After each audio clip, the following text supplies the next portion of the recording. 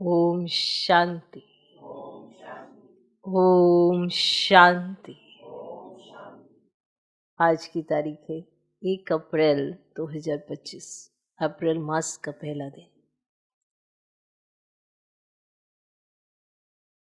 साकार महावाक्य।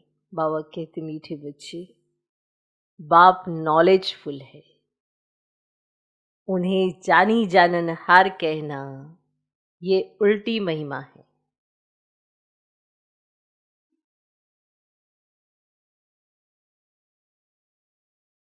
बाप नॉलेजफुल है, उन्हें जानी जाननहार कहना ये उल्टी महिमा है। बाप आते ही है तुम्हें पतित से पावन बनाने।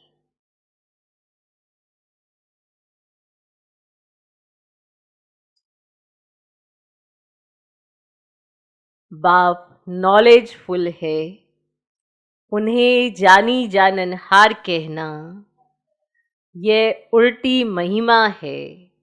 बाप आते ही हैं तुम्हें पतित से पावन बनाने। आज का प्रश्न, बाप के साथ साथ सबसे अधिक महिमा और किसकी है और कैसे? बाप के साथ साथ सबसे अधिक महिमा और किसकी है और कैसे?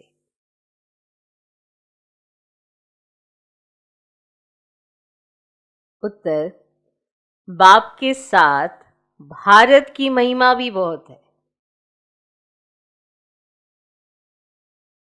बाप के साथ भारत की महिमा भी बहुत है। भारत ही अविनाशी खंड है। भारत ही अविनाशी खंड है। भारत ही स्वर्ग बनता है।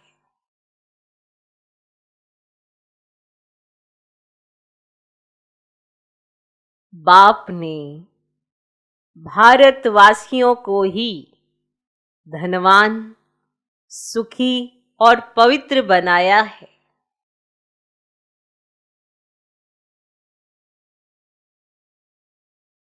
बाप ने भारतवासियों को ही धनवान, सुखी और पवित्र बनाया है।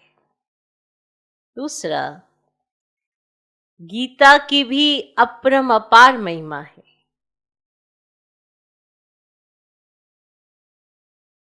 गीता की भी अपरंपार महिमा है। सर्वशास्त्रमयी शिरोमणि गीता है।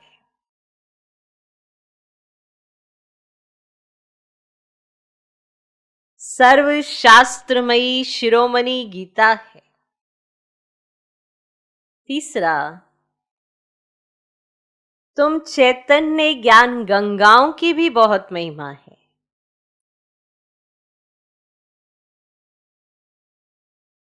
तुम चैतन्य ज्ञान गंगाओं की भी बहुत महिमा है।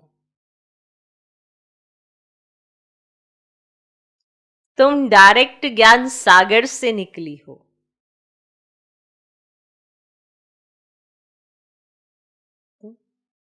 किस किस की महिमा है? भारत की,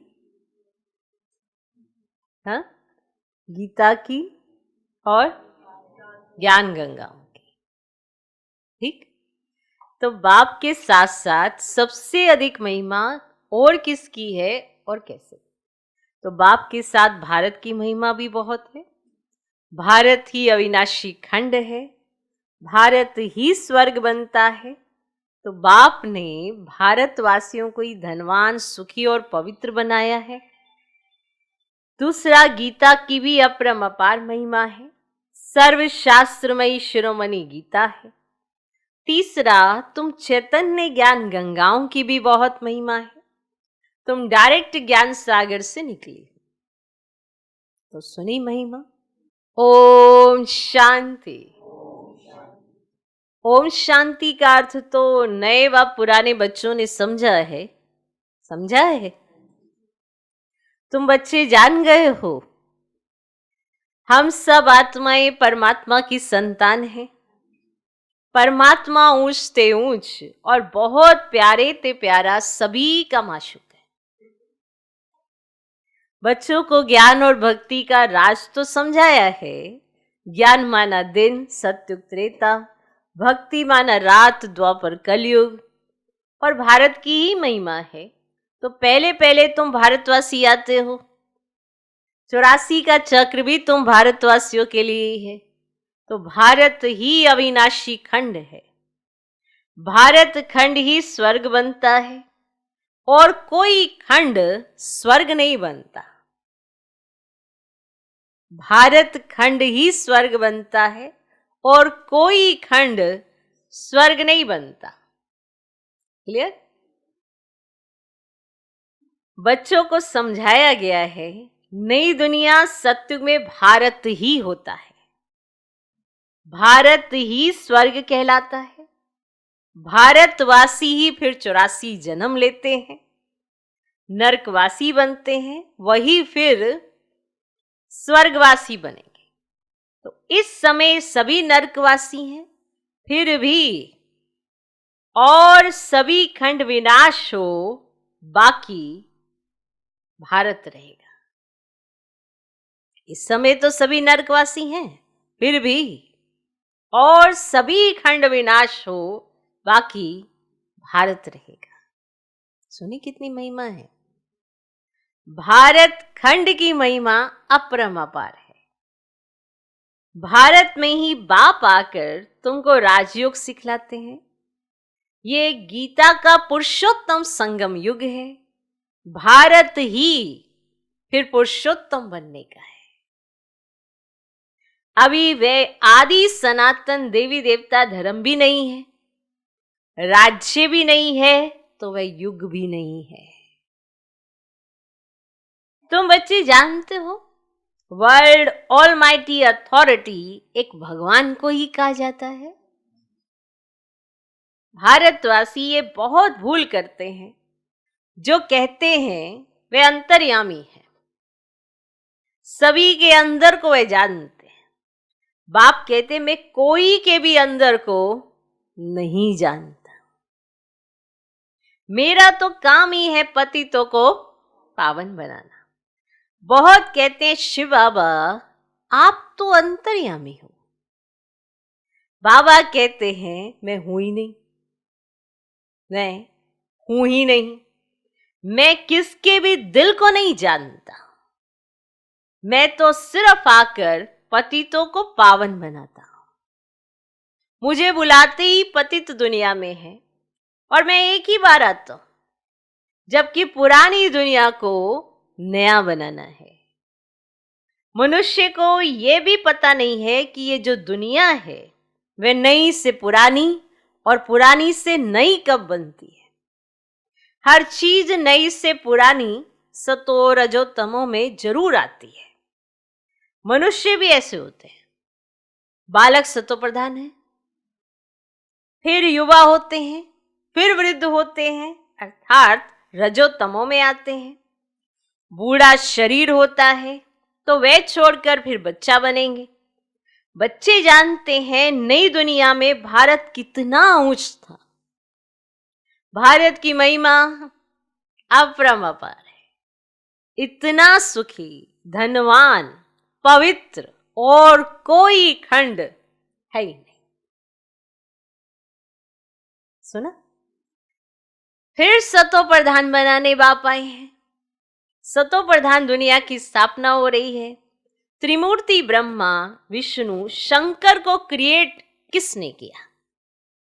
ऊंचते ऊंच तो शिव है। कहते हैं त्रिमूर्ति ब्रह्मा, अर्थ तो समझते नहीं। वास्तव में कहना चाहिए त्रिमूर्ति शिव, ना कि ब्रह्मा। अब गाते हैं देव देव महादेव। अब शंकर को ऊंच रखते हैं तो त्रिमूर्ति शंकर कहे ना, फिर त्रिमूर्ति ब्रह्मा क्यों कहते? शिव है रचयिता और गाते भी हैं कि परम पिता परमात्मा ब्रह्मा द्वारा स्थापना करते हैं ब्राह्मणों की। भक्ति मार्ग में नॉलेजफुल बाप को जानी जाननहार कह देते हैं। अब वह महिमा अर्थ सहित नहीं है। बाप नॉलेजफुल है, जानी जाननहार नहीं। कि आप क्या सोच रहे हैं उनको पता है, वो इसमें नहीं जाते। आप क्या सोच रहे हैं, आप क्या संकल्प कर रहे हैं, आपके दिल में क्या, वो इसमें नहीं जाते। उन्हें ये मालूम है कि अभी तुम्हारी अवस्था पतित बनेगी, अभी सृष्टि चक्र कहाँ आके पहुंचे, वो ये जानते हैं। पर ये नहीं जानते कि आपके दिल में अभी क्या चल रहा है, वो इसमें जाते ही नहीं। क्लियर? तो ये जानी जाननहार जो कहते हैं ना, अब यह महिमा अर्थ सहित नहीं है। तुम बच्चे जानते हो बाप द्वारा हमें वर्षा मिलता है। वह खुद हम ब्राह्मणों को पढ़ाते हैं क्योंकि वह बाप भी है, सुप्रीम टीचर भी है। वर्ल्ड की हिस्ट्री ज्योग्राफी कैसे चक्कर लगाती है वह भी समझाते हैं, वही नॉलेजफुल है। बाकी ऐसे नहीं कि वह जानी जाननहार है, ये भूल है। मैं तो सिर्फ आकर पतितों को पावन बनाता हूं, 21 जन्म के लिए राज्य भाग्य देता हूं, और भक्ति मार्ग में है अल्पकाल का सुख जिसको सन्यासी हठयोगी आदि जानते ही नहीं है। ब्रह्म को याद करते हैं। अब ब्रह्म तो भगवान नहीं है, भगवान तो एक निराकार शिव है जो सर्व आत्माओं का बाप है। हम आत्माओं के रहने का स्थान ब्रह्मांड स्वीट होम है और वहां से हम आत्माएं यहां पाठ बजाने आती हैं। आत्मा कहती है हम एक शरीर छोड़ दूसरा तीसरा लेती हूं। 84 जन्म भी भारतवासियों के ही हैं। जिन्होंने बहुत भक्ति की है वही फिर ज्ञान भी जास्ती उठाएंगे। क्लियर? जिन्होंने बहुत भक्ति की है वही फिर ज्ञान भी जास्ती उठाएंगे, माना जल्दी समझ जाएंगे कि बाबा ने क्या समझाया, क्या कहा, क्योंकि भक्ति जास्ती की। ओके? बाप कहते हैं ग्रस्त व्यवहार में भल रहो परंतु श्रीमत पर चलो। तुम सभी आत्माएं आशिक हो एक परमात्मा माशूक की, तो भक्ति मार्ग से लेकर तुम याद करते आए हो। आत्मा बाप को याद करती है, ये है ही दुख धाम। हम आत्माएं असुर शांति धाम के निवासी हैं। पीछे आए सुखधाम में, फिर हमने 84 जन्म लिए। हम सो हम का अर्थ भी समझाया है। वे तो कह देते आत्मा सो परमात्मा और परमात्मा सो आत्मा। अब बाप ने समझाया है हम सो देवता, क्षत्रिय, वैश्य, सो शूद्र। अभी हम सो ब्राह्मण बने हैं सो देवता बनने के लिए। ये है यथार्थ अर्थ और वह है बिल्कुल रॉन्ग। और सत्युग में एक देवी देवता धर्म, अद्वैत धर्म था। पीछे और धर्म हुए, माना द्वैत हुआ ना, तो द्वापर से आसुरी रावण राज्य शुरू हो जाता है। और सत्युग में रावण राज्य ही नहीं तो 5 विकार भी नहीं हो सकते, और वह है ही संपूर्ण निर्विकारी। क्लियर? अभी तुम हो गॉडली स्टूडेंट, तो ये टीचर भी हुआ, फादर भी हुआ। फिर तुम बच्चों को सदगति दे स्वर्ग में ले जाते हैं, तो बाप, टीचर, गुरु तीनों ही हो गया ना। और उनके तुम बच्चे बने हो तो तुमको कितनी खुशी होनी चाहिए। बच्चे बने हो, और मनुष्य तो कुछ भी नहीं जानते, रावण राज्य है ना। हर वर्ष रावण को जलाते आते हैं, परंतु रावण है कौन ये नहीं जानते। और तुम बच्चे जानते हो ये रावण भारत का सबसे बड़ा दुश्मन है। और ये रावण के 5 विकार जो हर मनुष्य के अंदर है, ये है सबसे बड़े दुश्मन हमारे। ये कोई मनुष्य आत्मा नहीं है ना, ये आत्मा है, ये विकार है।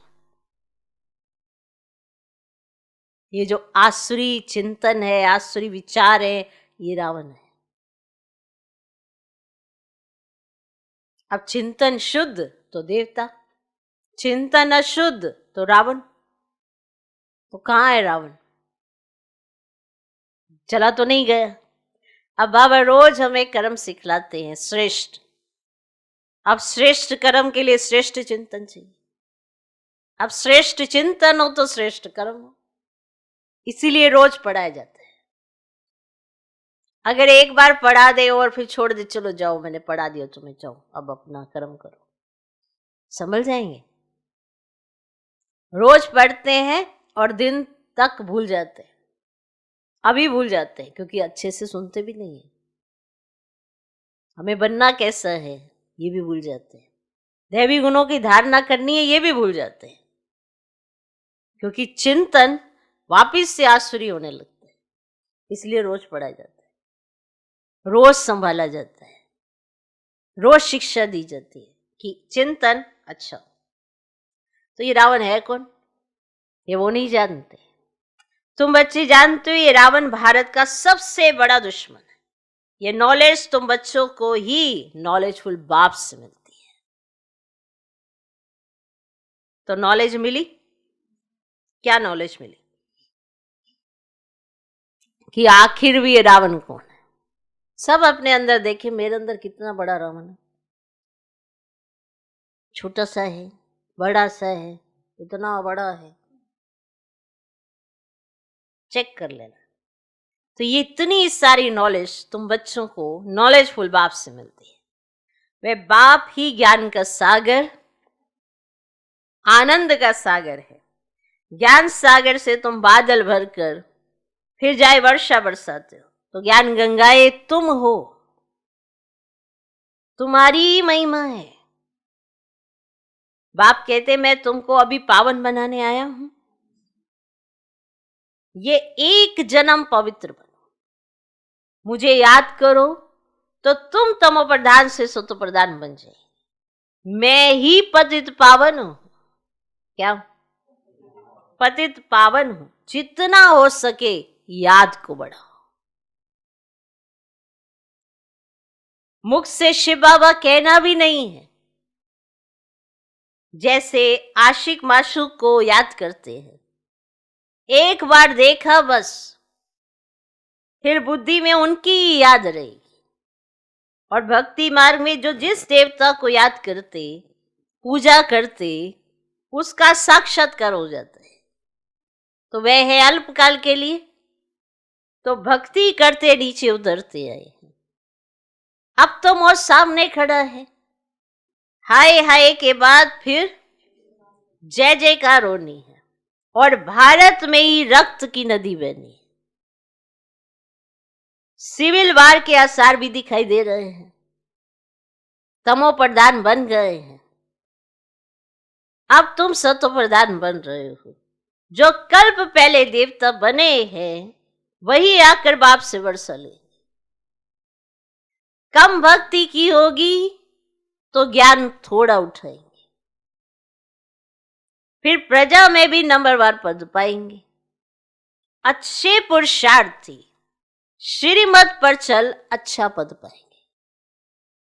पुरुषार्थ अच्छा तो प्रारब्ध अच्छी।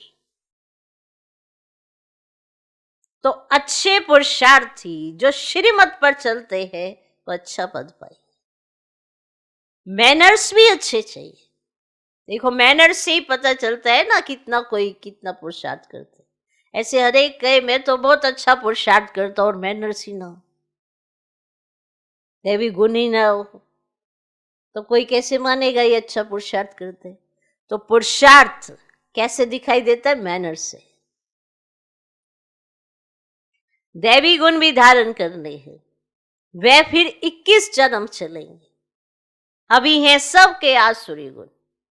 आसुरी दुनिया पतित दुनिया है ना, तुम बच्चों को वर्ल्ड की हिस्ट्री ज्योग्राफी भी समझाई गई है। इस समय बाप कहते याद करने की मेहनत करो तो तुम सच्चा सोना बन जाएंगे। और सत्युग है गोल्डन एज, सच्चा सोना। फिर त्रेता में चांदी की अलाई पड़ती है, कला कम होती जाती है। अभी तो कोई कला नहीं है। जब ऐसी हालत हो जाती है ना, तब बाप आते हैं। ये भी ड्रामा में नोंद है। इस रावण राज्य में सभी बेसमझ बन गए, जो बेहद ड्रामा के पाठधारी होकर भी ड्रामा के आदि मध्य अंत को नहीं जानते। तुम एक्टर्स हो ना, एक्टर्स हो ना, तुम जानते हो हम यहां पाठ बजाने आए, परंतु पाठधारी होकर जानते नहीं। तो बेहद का बाप कहते हैं ना कि तुम कितने बेसमझ बन गए। अब मैं तुम्हें समझदार हीरे जैसा बनाता हूं, फिर रावण कोड़ी जैसा बना देता है। मैं ही आकर सबको साथ ले जाता हूं, फिर ये पति दुनिया भी विनाश होती है। मच्छरों सदृश सबको ले जाता हूं। तुम्हारी एम ऑब्जेक्ट सामने खड़ी है, ऐसा तुमको बनना है, तब तो तुम स्वर्गवासी बनेंगे। ऐसा बनना पड़ेगा, तब तुम स्वर्गवासी बने। तुम ब्रह्मा कुमार कुमारियां ये पुरुषार्थ कर रहे हो, और मनुष्यों की बुद्धि तमो प्रधान है तो समझते ही नहीं। इतने बीके हैं तो जरूर प्रजापिता ब्रह्मा भी होगा। ब्राह्मण है चोटी, और ब्राह्मण फिर देवता, और चित्रों में ही ब्राह्मणों को और शिव को गुम कर दिया है। तुम ब्राह्मण अभी भारत को स्वर्ग बना रहे हो। अच्छा, मीठे मीठे से खिले दे बच्चों प्रति माता पिता बाप दादा का याद प्यार और गुड मॉर्निंग। रूहानी बाप की रूहानी बच्चों को नमस्ते। हम रूहानी बच्चों की भी रूहानी बाप को नमस्ते नमस्ते नमस्ते। Good morning good morning good morning. धारणा के लिए मुख्य सर पहला पॉइंट, ऊंच पद के लिए श्रीमत पर चल अच्छे मैनर्स धारण करने। ऊंच पद के लिए श्रीमत पर चल अच्छे मैनर्स धारण करने। दूसरा, सच्चा आशिक बन, एक माशूक को ही याद करना। सच्चा आशिक बन, एक माशूक को ही याद करना। जितना हो सके याद का अभ्यास बढ़ाते जाना। जितना हो सके याद का अभ्यास बढ़ाते जाना। सच्चा आशिक बन, एक माशूक को ही याद करना है, और जितना हो सके याद का अभ्यास बढ़ाते जाना है। आज का वरदान, निमित्तपन की स्मृति से माया का गेट बंद करने वाली डबल लाइट भव। निमित्तपन की स्मृति से माया का गेट बंद करने वाले डबल लाइट भव।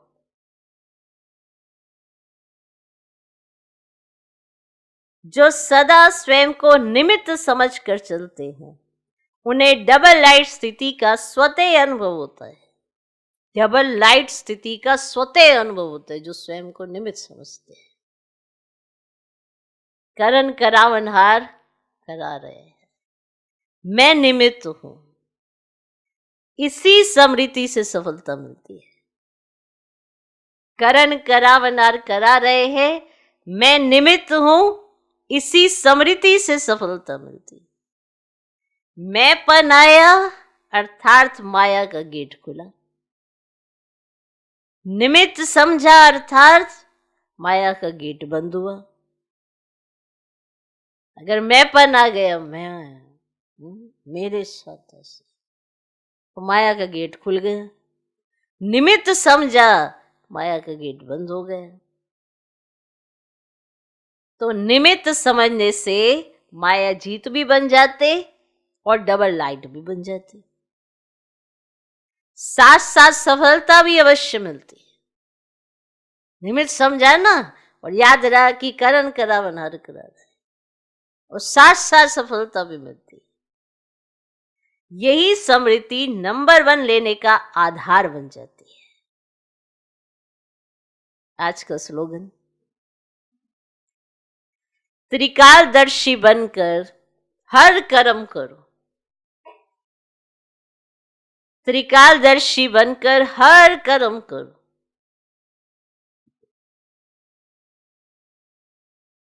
तो सफलता सहज मिलती रही।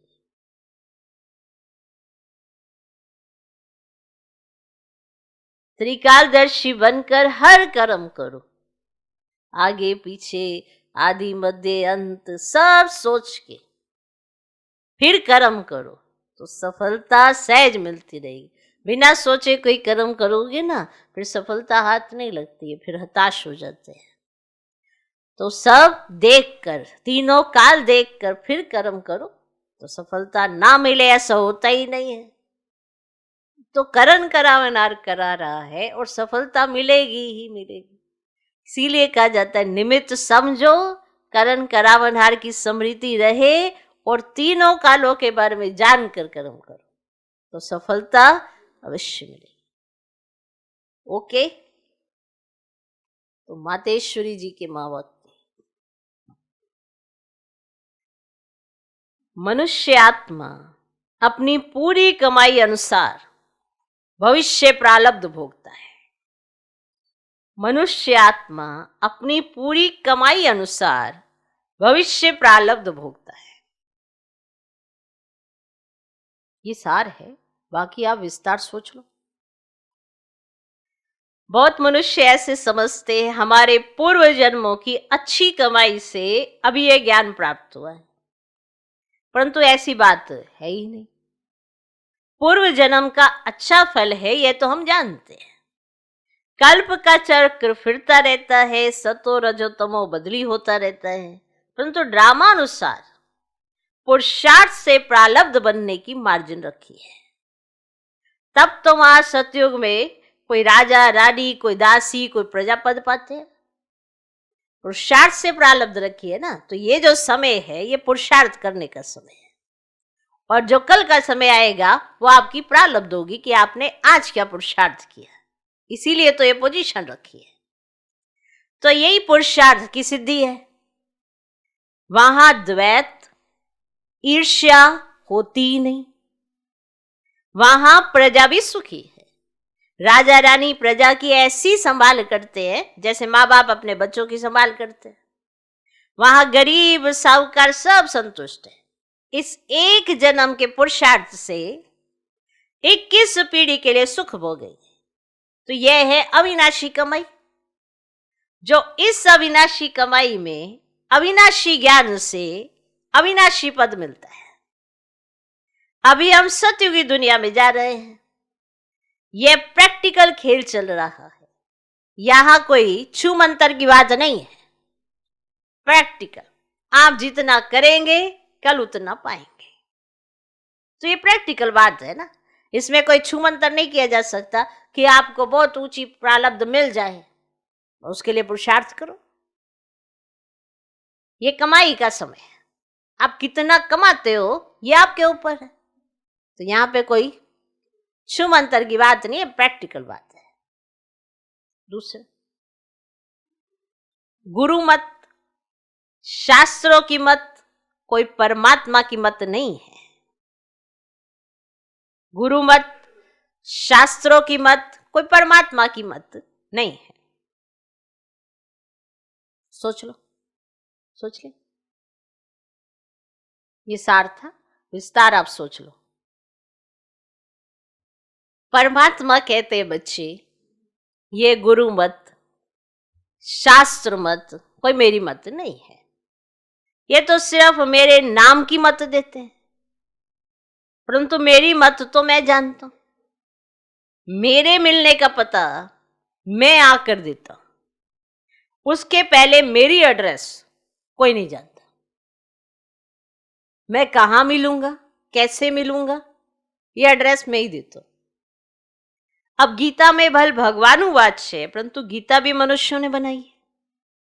भगवान तो स्वयं ज्ञान का सागर है, और भगवान ने जो महावाक्य सुनाए हैं उसका यादगार फिर गीता बनी है। ये विद्वान, पंडित, आचार्य कहते हैं परमात्मा ने संस्कृत में महावाक्य उच्चारण किए, उसे सीखने बगैर परमात्मा मिल ही नहीं सकेगा। तो संस्कृत सीखो तो फिर परमात्मा मिलेगा। ये विद्वान, पंडित, आचार्य ऐसे कहते हैं। अब यह तो और ही उल्टा कर्म कांड में फंसाते हैं।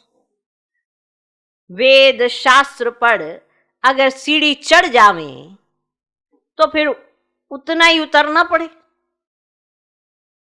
और उनको भुलाए एक परमात्मा से बुद्धि योग जोड़ना पड़े, क्योंकि परमात्मा साफ कहता है इन कर्म कांड वेद शास्त्र पढ़ने से मेरी प्राप्ति ही नहीं होती है।